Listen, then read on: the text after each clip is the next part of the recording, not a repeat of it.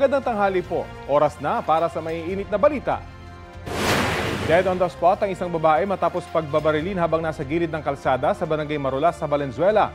Ang biktima, kalalaya lang dahil sa kasong may kinalaman sa illegal na droga. Balitang hatid ni Bea Pinlac. Nabulabog ang Barangay Marulas, Valenzuela kahapon nang dumating ang dalawang lalaking ito sakay ng motorsiklo. Ang angkas ng motor, pinagbabarilang babaeng nakatayo sa gilid ng kalsada. Bumaba pa ang lalaki, lumapit sa biktima at pinaulanan pa ulit siya ng bala. Tumakas ang riding in tandem. Dead on the spot ang 34 anyos na biktima. Hindi bababa sa 4 na tama ng bala ang kanyang natamo. Ayon doon sa mga witness na na-interview natin, may ka-meet up itong biktima natin at nung nado na nga sa sabay kanto ay agad na may dumating na dalawang tao na magkaangkas sa isang motorsiklo at doon na pinaslang na nga itong ating biktima. Based doon sa ating investigation, unsehan sa droga itong dahilan kung bakit siya pinaslang. Ayon sa pulisya, kalalaya lang ng biktima nung nakaraang taon dahil sa kasong may kinalaman sa iligal na droga. May mga reklamo rin daw dati sa barangay laban sa biktima dahil umano sa pagnanakaw. Pagnanakaw lang talaga ang lagi niyang reklamo rito sa amin. May pag-uusap sila na hindi na uulitin. So nag-agree naman yung natin, yung mga natin, yung mga complainant na hindi niya na uulitin. Yung nga lang nauulit niya sa ibang tao naman. Tinutugis pa ng pulisya ang mga salarin. Meron na po tayong person of interest na ating tinitingnan. Kung meron po kayong nalalaman sa krimen na nangyari ito, mangyari po lamang na ipagbigay alam nyo agad po sa aming himpilan para sa kaagarang at pagkakahuli nitong ating suspect. Bea Pinlac, nagbabalita para sa GMA Integrated News.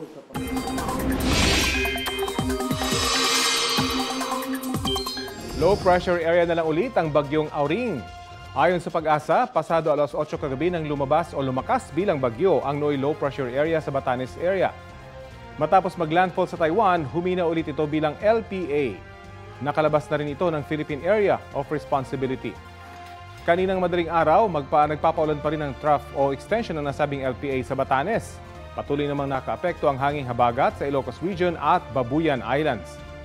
Posible ang light to moderate rain sa malaking bahagi ng Mindanao at sa ilang panig ng Visayas at Luzon kasama na ang Metro Manila base sa rainfall forecast ng Metro Weather.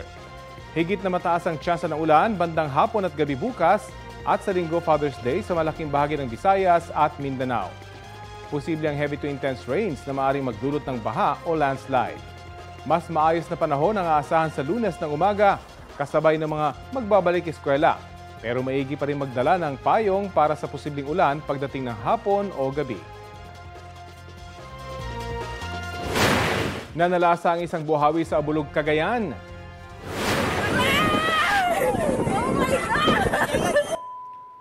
Sa pulsa cellphone video ang pananalasa ng buhawi sa basketball court sa Barangay Bago. Nagtakbuhan ang mga tao habang nilipad ang ilang upuan. Napaliyad din ang mga puno sa paligid. Ayon sa uploader, wala namang nasaktan sa insidente. Sa Dumalinaw, Zamboanga del Sur, naperwisyo ng landslide ang mga taga-barangay Kamalig. Umambalang sa National Highway ang mga lupa at kahoy matapos ang pag-ulan doon. Apektado ang biyahe ng mga bus at truck. Nadaanan na lang ulit ang kalsada makalipas ang 3 oras na clearing operation.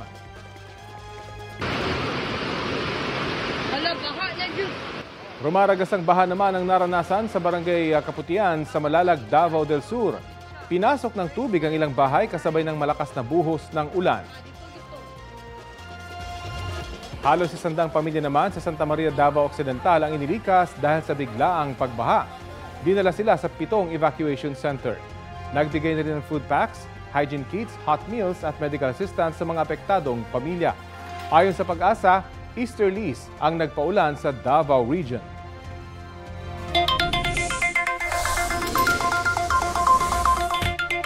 Beep, beep, beep sa mga motorista, posibleng tumaas na naman ang presyo ng mga produktong petrolyo. Batay sa 4-day trading ngayong linggo, nakikita ng Oil Industry Management Bureau ng Department of Energy na madaragdagan ng 1 peso hanggang 1 peso and 40 centavos ang kada litro ng diesel sa Martes. Price hike din ang nakikita sa gasolina na 90 centavos hanggang 1 peso and 40 centavos. At sa kerosene na 1 peso hanggang 1 peso and 20 centavos kada litro.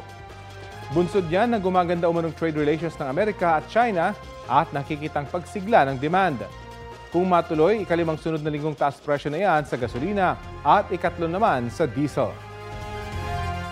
The International Criminal Court is now in session. Rodrigo Roa Duterte.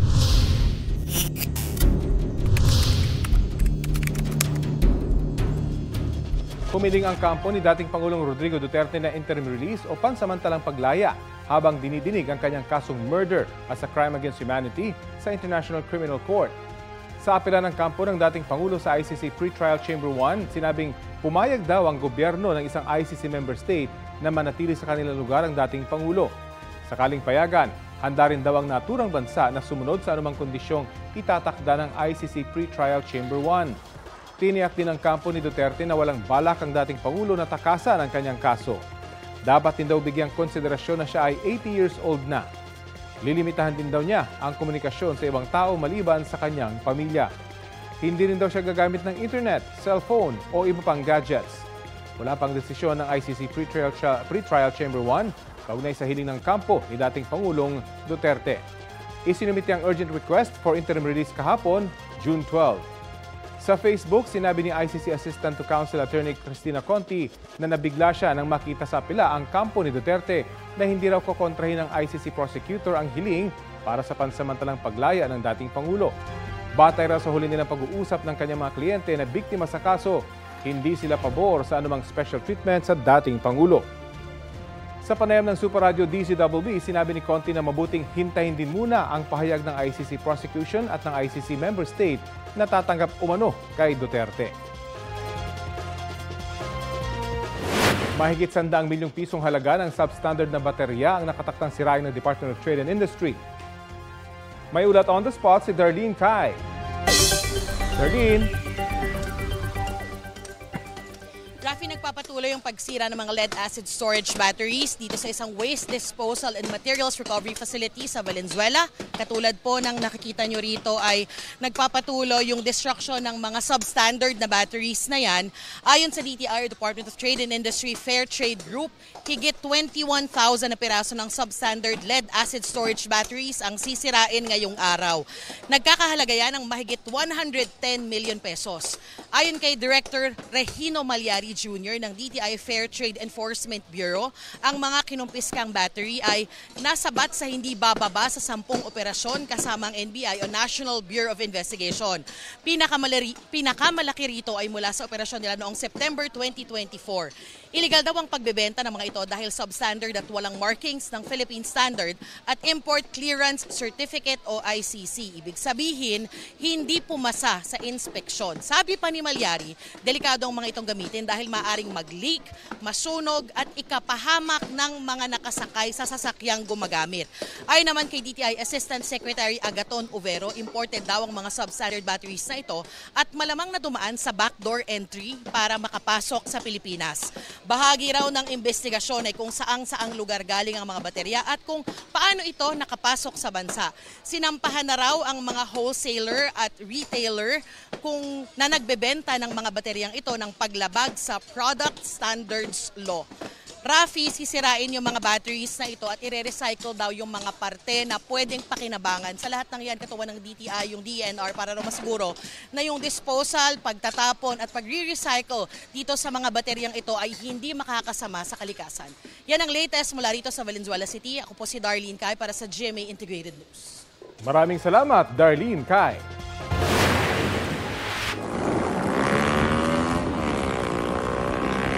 Pumaharurot ang dalawang motorsiklo na yan sa bahagi ng highway sa Concepcion, Iloilo. Illegal na nga ang karera, wala pang suot na numang safety gear ang parehong rider. Rumisponde ang mga pulis at napag-alaman na menor de edad ang mga rider. Ipinatawag at kinausap na sila ng mga otoridad kasama ang kanilang mga magulang. Matapos mapagsabihan, ibinilik na sila sa kustodiya ng kanilang mga magulang. Pero na-impound ang mga ginamit nilang motorsiklo. 3 ang sugatan sa banggaan ng dalawang motorsiklo sa Visayas Avenue, Quezon City. ang nahulikam na insidente sa balitang hatid ni James Agustin. Pakaliwa ang isang motorsiklo sa bahaging ito ng Visayas Avenue sa Quezon City mag-alauna na madaling araw kanina. Masdan na kumukuha ng tiyempo ang rider. Pagkalampas ng isang tricycle, bigla niyang nakasalpukan ng isa pang motorsiklo. Sa lakas ng impact, tumilapon ng mga sakay ng dalawang motorsiklo. Sa video na ito, kita ang mga sugatang biktima. Nakadapa ang rider na nakasutang puting t-shirt habang nakaupo sa tabi niya ang kanyang angkas.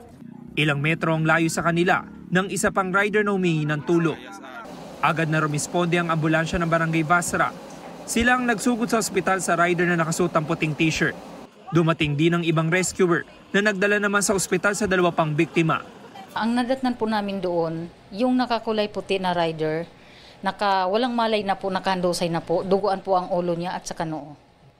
Tapos yung isa naman po, okay naman po siya kasi nakaupo po siya, pero sugatan din po yung noo niya.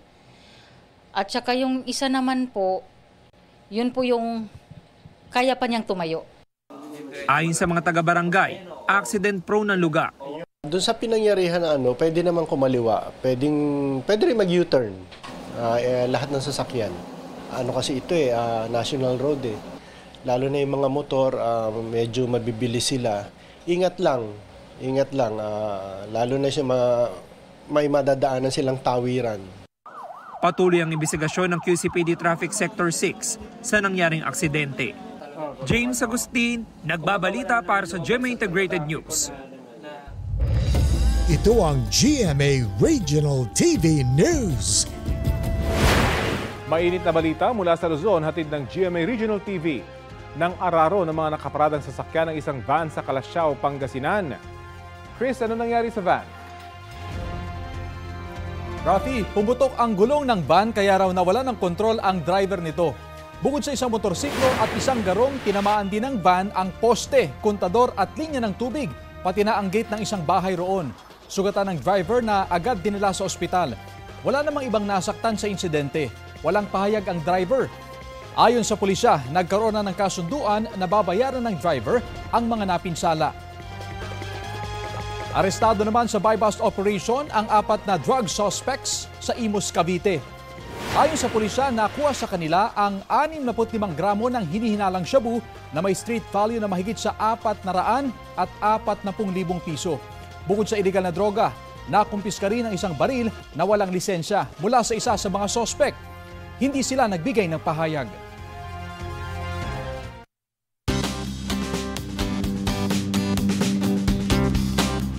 Balik eskwela na sa Lunes sa mga maghahabol sa pamimili ng school supplies and good news ay wala na raw inaasahang pagtaas sa presyo. Dagdag ng Department of Trade and Industry, mas mura ngayong taon ang ilang school supplies kumpara noong 2024.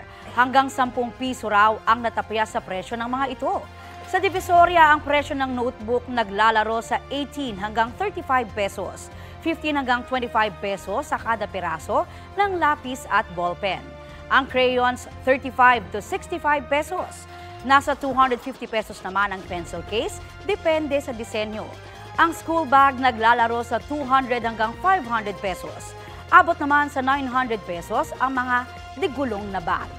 Hindi mawawala sa back-to-school shopping ang school shoes na may mabibili na sa halagang 150 pesos at uniform na 160 to 250 pesos depende sa disenyo.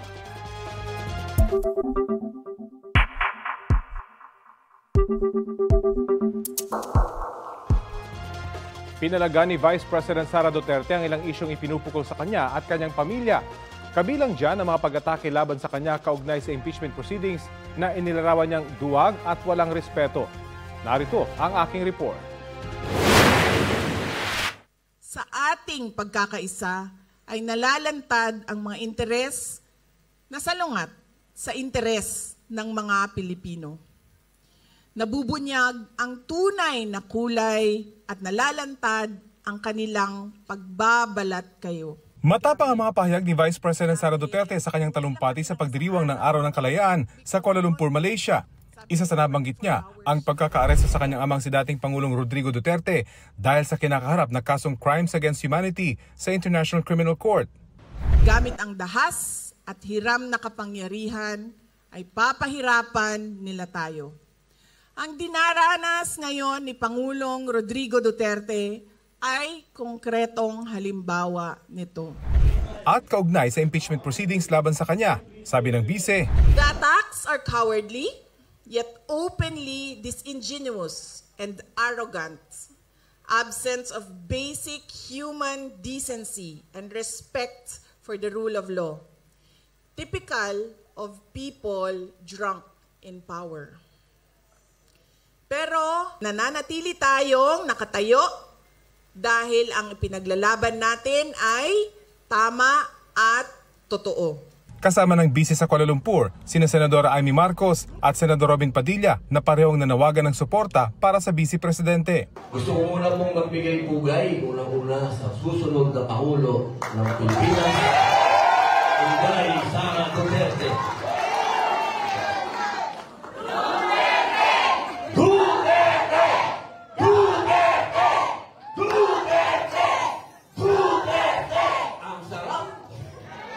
Kapag sinisigaw niya, lalo ako tumatapang eh. At higit sa lahat ang ating pinakamamahal, VP Inday Sara Duterte.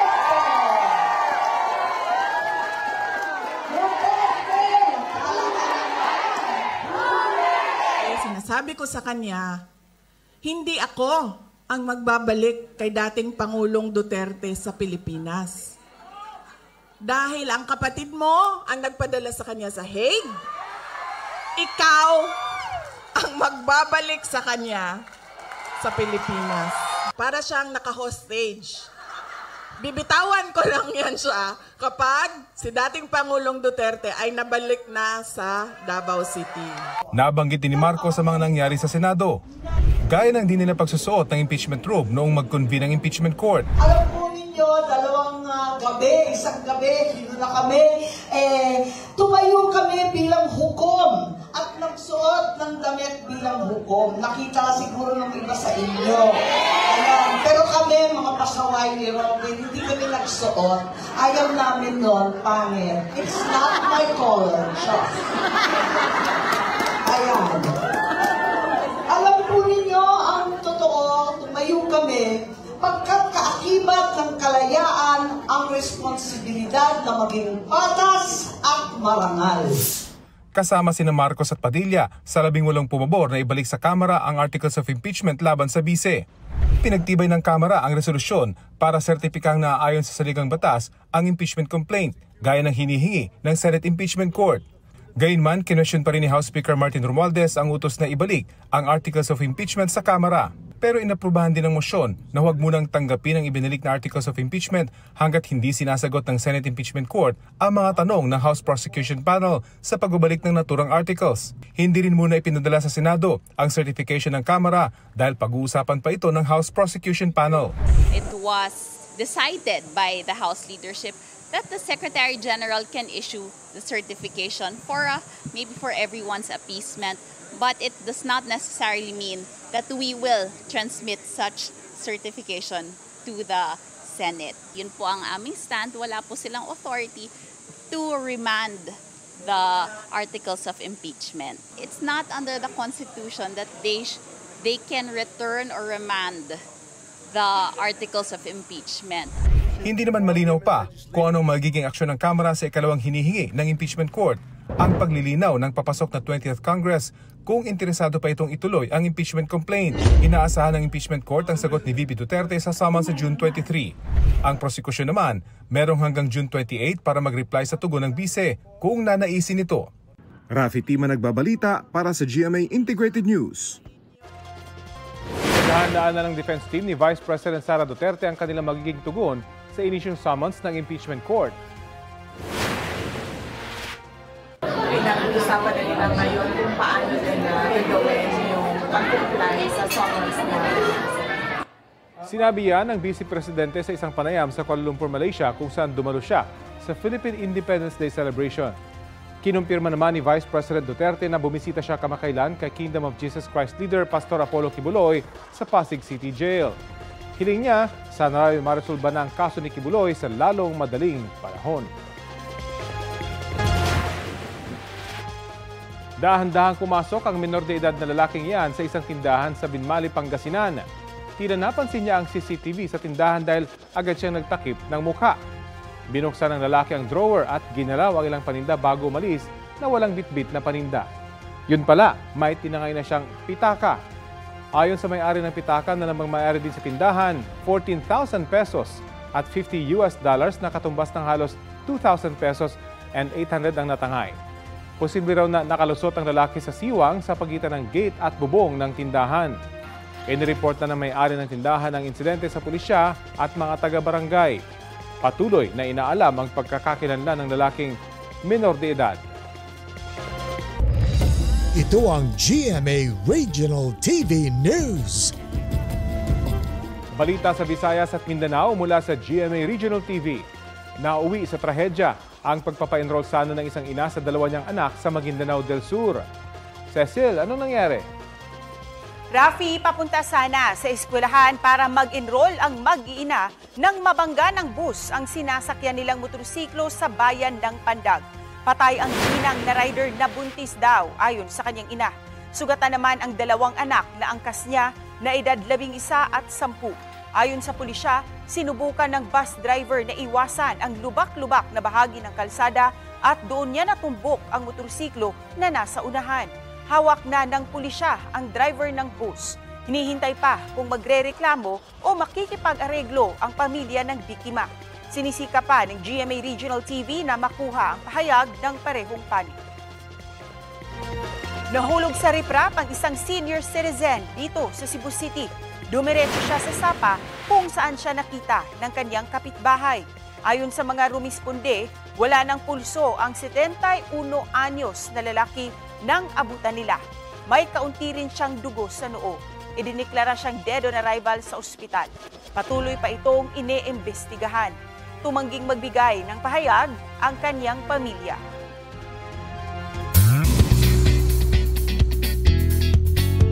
Happy Friday mga mare at pare! Fashion, supremacy, and elegance ang ipinakita ng ilang kapuso stars na spotted sa The Mega Ball Fashion and Dance. After her PBB stint as house guest, iconic sa kanyang white dress si kapuso global fashion icon Heart Evangelista. Pinarangalan siya as Pinoy Pride Awardee for Fashion and Social Media.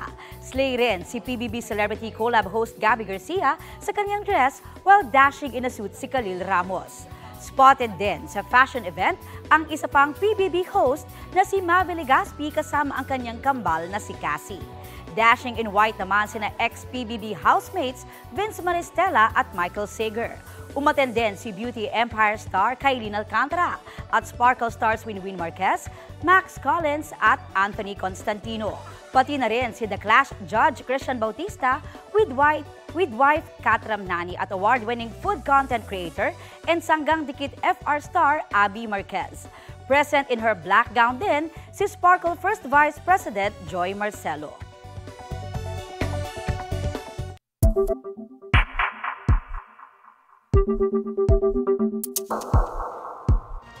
Naniniwala ang ilang legal expert na dapat mag-recuse o mag-inhibit ng ilang senator judge sa impeachment trial ni Vice President Sara Duterte dahil sa mga naging pahayag nila kamakailan. Si Senate President Chis Escudero naman sinabing hindi nila mapipilit ang isang senator judge na gawin ang recusal. Balita hatid ni Ian Cruz. Sa proseso ng hudikatura, may tinatawag na judicial recusal. Ito ang pagdiskwalipika sa isang presiding judge sa paghawak ng isang kaso dahil nakompromiso ang kanyang impartiality. Dahil nitong masiguro ang isang paglilitis ay patas at walang kinikilingan, bagay na pinoprotektahan mismo ng saligang batas. Ayon kay Attorney Domingo Cayosa, dating National President ng Integrated Bar of the Philippines, maaaring magkusa ang isang huwes o kaya'y magmusyon ang isa sa magkatunggaling partido sa kaso para persahang alisin ang hukom. Upon motion of either party on limited grounds, for example, relationship, conflict of interest, prejudgment, mga ganyan, pwede hong by force mapapa-inhibit yung judge at mapapalitan. Sa paniniwala ni Attorney Christian Monsod, isa sa mga bumalangkas ng 1987 Constitution. Dapat nang mag-recuse o mag-inhibit bilang senator judge ang ilang senador dahil sa mga naging pahayag nila. I think they should, Senator Pato, Tolentino, about recusing themselves. The source of legitimacy is independence. If they're incapable of independent thinking, I think they should withdraw and say, we are not participating. Nitong Martes, tumayo si Senador Bato de la Rosa para hinging i-dismiss ang impeachment complaint kahit hindi dumaraan sa paglilitis. I respectfully move that in view of its constitutional infirmities and question on the jurisdiction and authority of the 20th Congress, the verified impeachment complaint against Vice President Sara Zimmerman Duterte be dismissed. Si Senador Francis Tolentino naman, sinabing functionally dismissed na ang impeachment case kapag lumagpas sa June 30 ang paglilitis. If we cannot conclude the trial before June 30, 2025, we must recognize this impeachment case is functionally dismissed by constitutional operation. Sabi naman ni De La Rosa, hindi siya mag-i-inhibit dahil walang pagbabawal sa naging hakbang nila na ipadismiss ang impeachment complaint. Ayon sa legal expert, hindi madali at magiging madugo ang pagpapa-inhibit at maging ang pagpapatanggal sa isang nakaupong senator judge ng impeachment court. Maaari, but pagbobotohan nila yan ulit and it will be very contentious. Wala kasing specific provision dun na unlike the rules of court and many other rules of administrative bodies. Pero sabi ni Senate President Cheese Escudero, hindi nila mapipilit ang isang senator judge na mag-inhibit sa impeachment. Desisyon nila kung mag-inhibit nga ba o magre-recuse sila. Hindi yan subject matter of vote. Hindi yan pwedeng pagbotohan na, hoy, ikaw tanggal ka na. Hindi ganun yun. Walang ganung klaseng procedure o proseso sa impeachment court man o sa regular court. Sakaling may mag-inhibit nga sa mga senator judge na kalyado ni VP Sara, magkakaroon ng bagong tanong. Ang requirement sa saligang batas is 2/3 of all of the members of the Senate. Majority is based on who votes. That is a rule that applies to the courts. Halimbawa, may mag-recuse na isa, 22 na lang ba bibilangin natin o out of 24? So hindi klaro yon sa saligang batas, hindi rin yung klaro sa rules. Possible naman na may mag-recuse talaga. Ian Cruz nagbabalita para sa GMA Integrated News. Pinalawig pa ang mga pwedeng makabili ng 20 pesos kada kilong bigas na programa ng gobyerno. May ulat on the spot si Bernadette Reyes. Bernadette?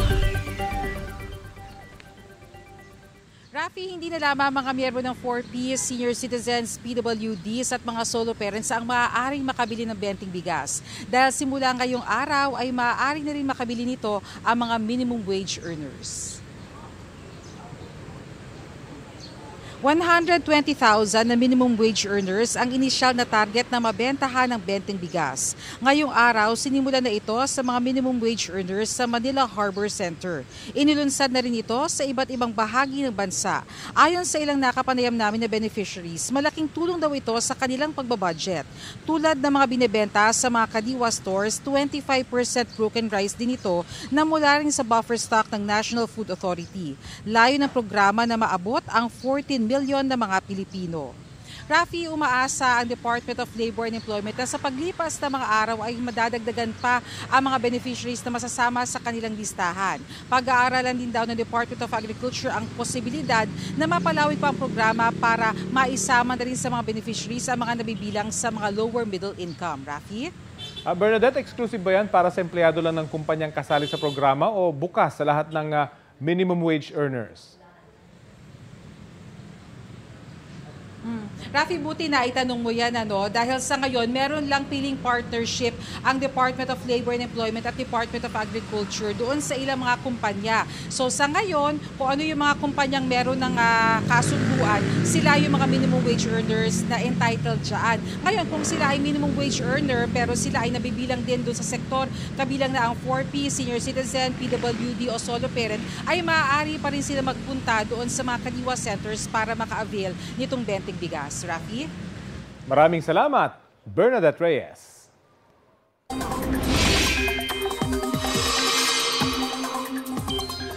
Nasa ilalim ngayon ng thunderstorm watch ang Metro Manila. Ayon sa Pag-asa, apektado rin ang Bulacan, Rizal, Laguna at Cavite.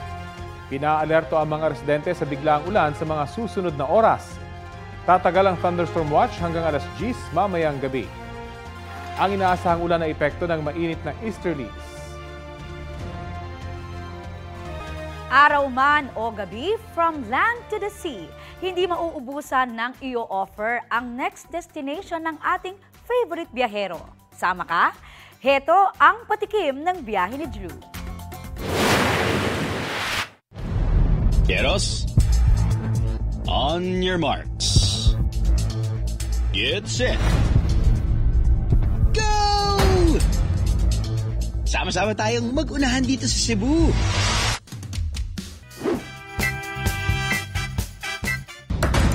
Ako ng sisig to ah. Okay. This is how you do it with passion, with strength, with unligigil.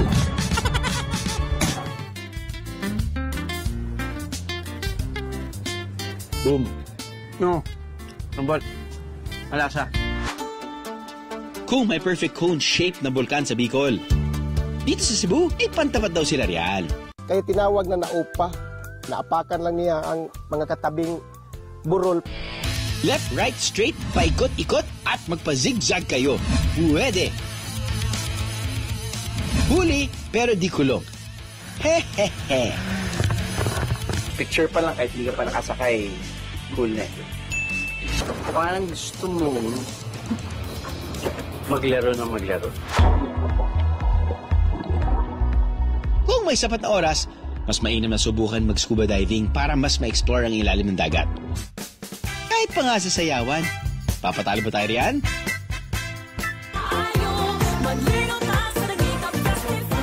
Dahiya sa Naga! Hey! Oha, talagang nakaka-happy. Galaw-galaw biyaheros dito sa City of Naga, Cebu.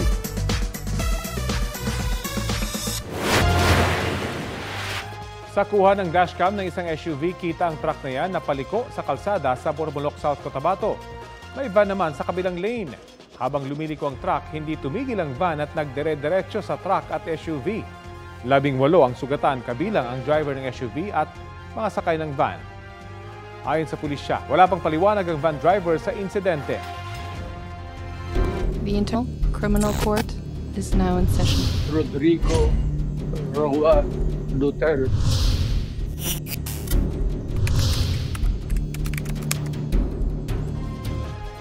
Kaugnay ng apela ng kampo ni dating Pangulong Rodrigo Duterte na interim release o pansamantalang paglaya, kausapin natin ang isa sa ICC accredited lawyers na si Attorney Joel Butuyan.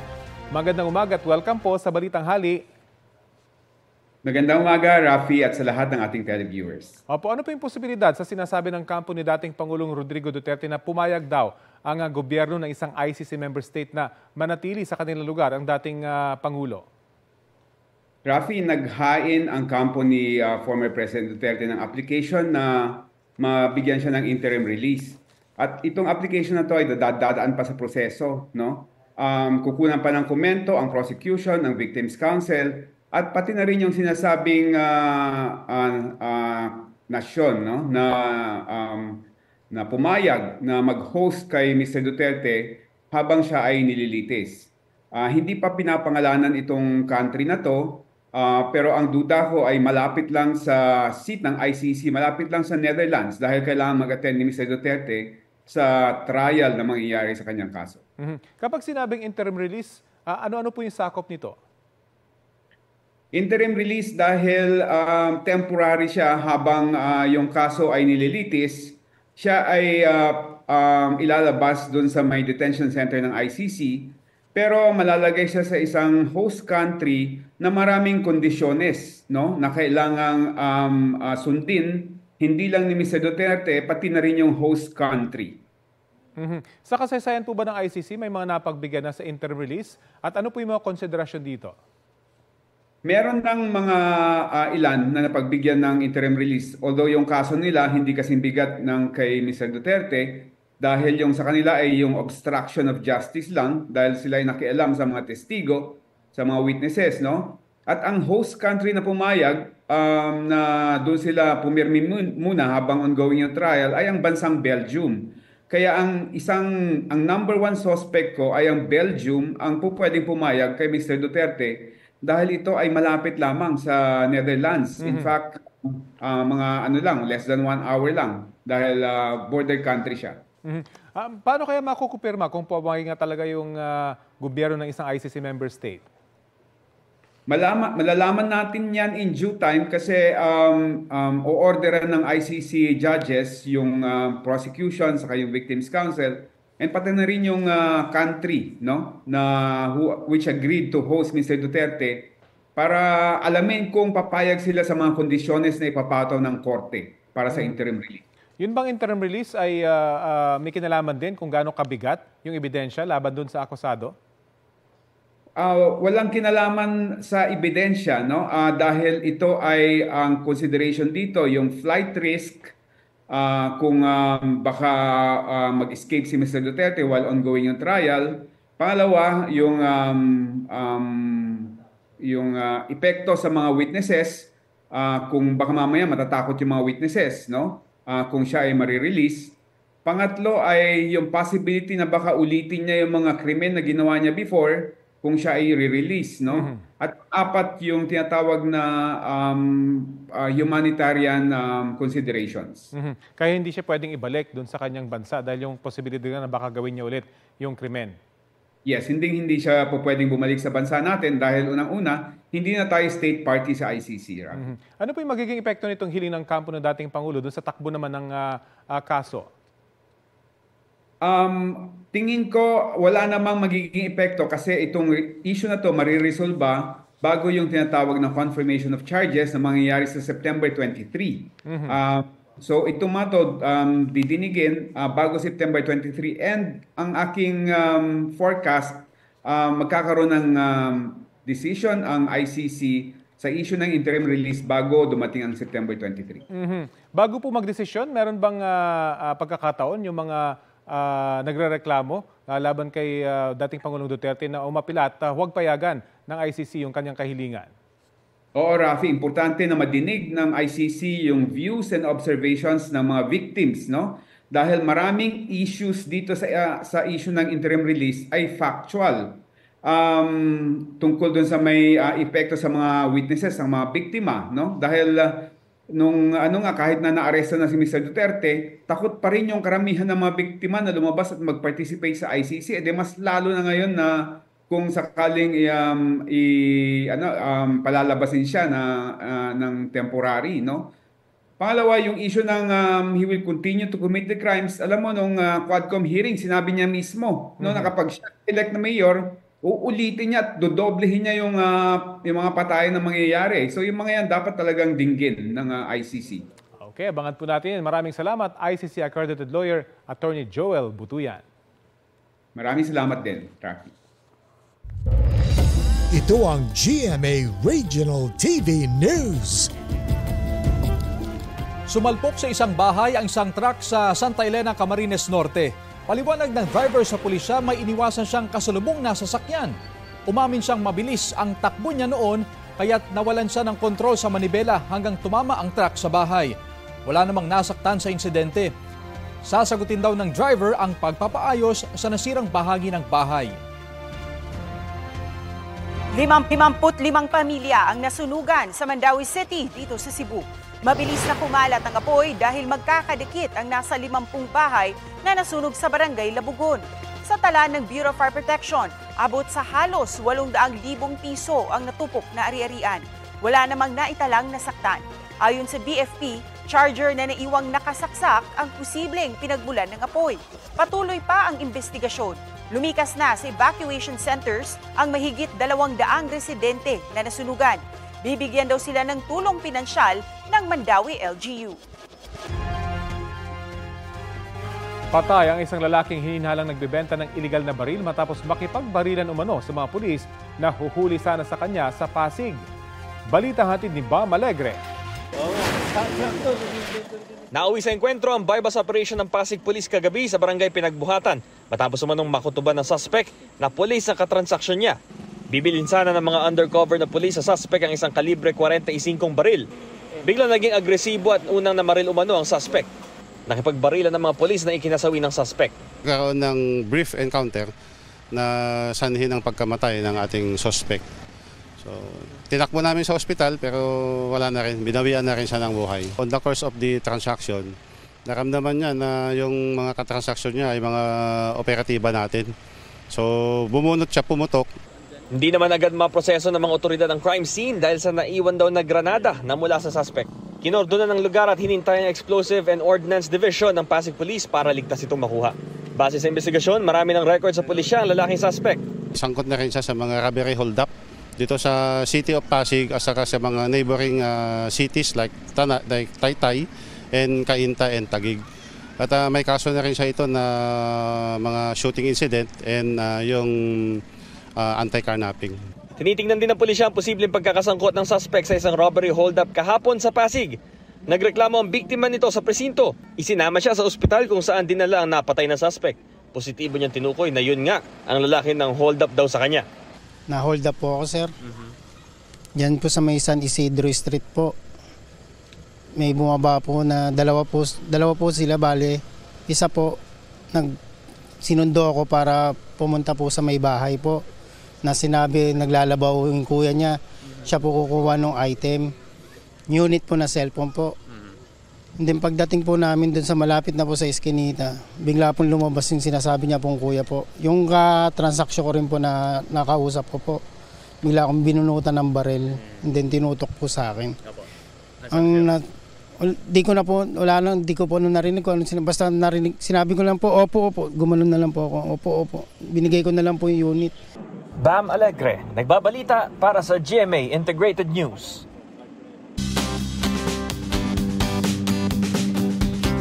Mga mare at pare, payag ba kayong gumamit ng cellphone at tablet ang mga estudyante sa loob ng classroom?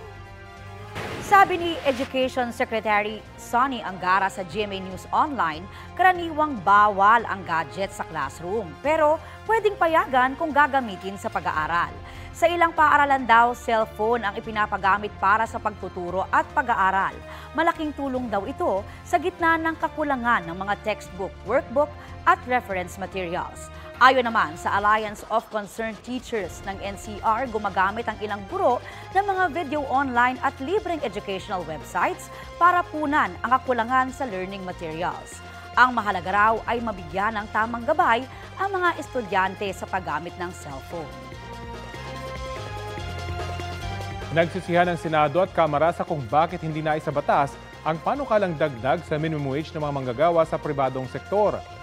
Sabi ni House of Representatives spokesperson Princess Abante, ang gusto lang ng Senado ay tanggapin ang bersyon nito na 100 pesos na aumento sa sahod. 200 pesos ang wage increase na inaprubahan ng Kamara. Nitong Miyerkules, Kamara naman ang sinisi ni Senate Labor Committee Chairman Joel Villanueva dahil kulang na anya ang oras nang ipasa sa kanila ang wage hike bill ng Kamara. Ang ilang labor group naman, sinisisi pareho ang Senado at Kamara dahil pinaasa lang daw sila. Dahil wala napagkasunduan ng bersyon ng Kongreso bago sila mag-adjourn itong Miyerkules, patay na ang wage hike bill sa kasalukuyang Kongreso. Kailangan maghain ng panibagong panukala sa 20th Congress. Ang economic team naman tuto sa across the board upang bansang aumento sa sahod dahil posibleng nila itong magdulot ng pagtaas ng bilihin, dagdag gastos sa produksyon at kawalan ng trabaho. Mas mainam daw na regional wage boards ang magtakda ng dagdag sahod sa kada rehiyon.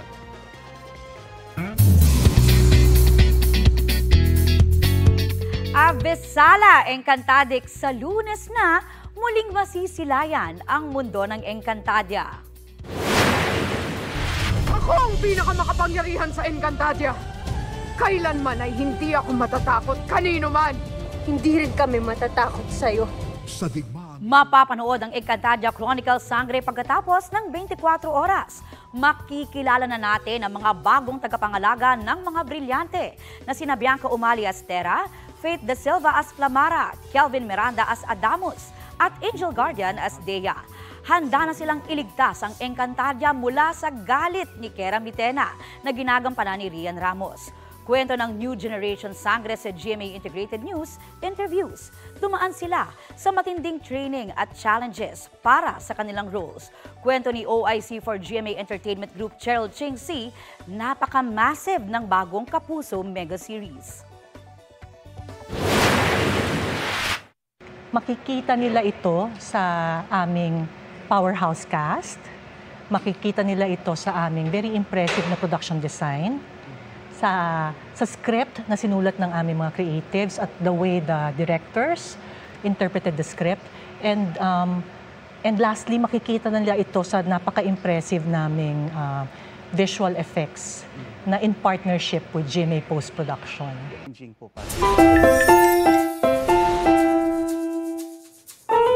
Sabi nila, ang tunay na kaibigan nandyan sa oras ng pangangailangan at handa kang damayan. Ayan, ang pinatunayan ng magkakaibigan sa Santiago Isabela para sa kanilang kaibigan na muntik nang hindi makagraduate. Nagkaproblema ang graduating nursing student na si Dennis Baggaos dahil sa kanyang balanse sa tuition.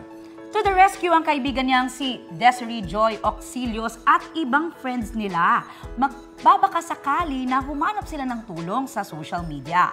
At ayun nga, sumakses sila sa kanilang fundraising. Ang heartwarming act umani ng positibong feedback at ang friendship nila abay certified trending! Ang galing! Galing! Sana matularan sila. Oo.